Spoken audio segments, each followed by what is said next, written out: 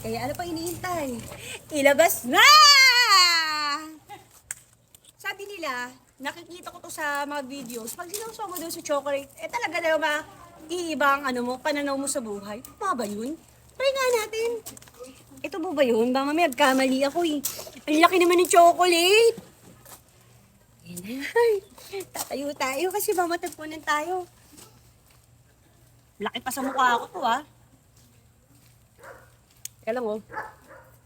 Kung saan nga raw masarap si Darla G doon ay lilipad. At ngayon, pumasyal ako dito sa may Giginto, Bulacan upang tikman ang nag-trending ngayon na napakalaki at napakasarap na chicharon. Kaya ano pang hinihintay? Tara, samahan niyo ako dito sa may Chicharonas! Ang pambansang chicharon ng Pilipinas! Hi guys, padayo nga kami ngayon ng Giginto, Bulacan upang tikman ang pinaka-nagtitrending na chicharon. At pinakita sa amin ang proseso na malinis sa paggawa nila ng chicharon. Mula sa paghihiwa at paglalagay sa kumukulong mantika na may sikretong sangkap. Kitang-kita naman sa mantika nila na hindi ito basta-basta mantika kundi may secret ingredients.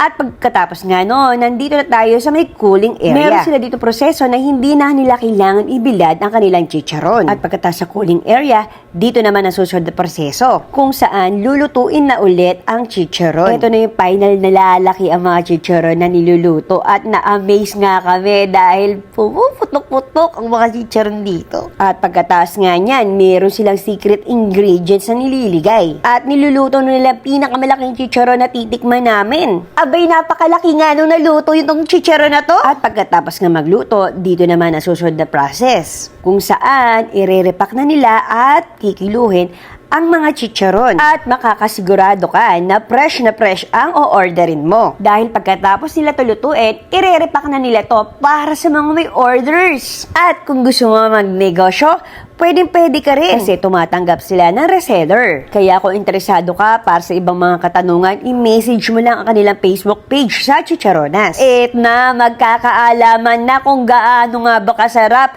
at kakaiba ang lasa ng chicharon na isasawsaw sa tsokolate. Kaya ano pang iniintay? Tara, samahan nyo na ako! So hi guys, eto na, tikiman time na, malalaman na natin kung talaga bang malutong at masarap pag sinawsaw mo sa tsokolate. Kaya ano pa iniintay? Ilabas na!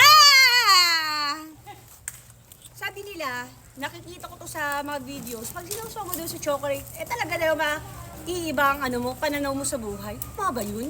Try nga natin. Ito ba yun? Baka mamaya kamali ako eh. Ang laki naman ng chocolate. Ay, tatayo tayo kasi mamatagpunan tayo. Laki pa sa mukha ako to ah. Teka lang oh. Nara? Ang crunchy. Diba? May magkain ka na, may inumin ka pa. Ang sarap. Hindi lang yun. Siyempre, kita nyo ba yan? May chicharon tayo. Siyempre, hindi mawawala ang suka. At masarap din dito ang chicharon danggit nila.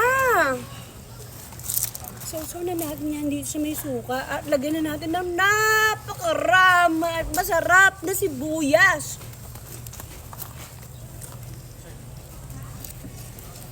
At titikman din natin ang kanilang kakaiba to, sweet barbecue.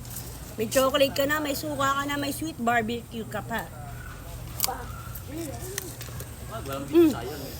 Para barbecue. Barbecue nga! Barbecue nga!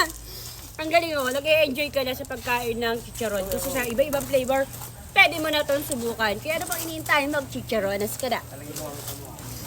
Alam niyo ba, bukod sa may masarap pa ng chicharon, meron ka bang fresh na Grain Smart. At hindi lang to, kung mahilig ka talaga sa coffee lover ka, etong kapin to, hindi basta-basta kape to. Dahil ang kape na to ay gawa sa rice. Yes, you hear me right. Tara, tikman na ang Chicharonas, ang pambansang chicharon ng Pilipinas.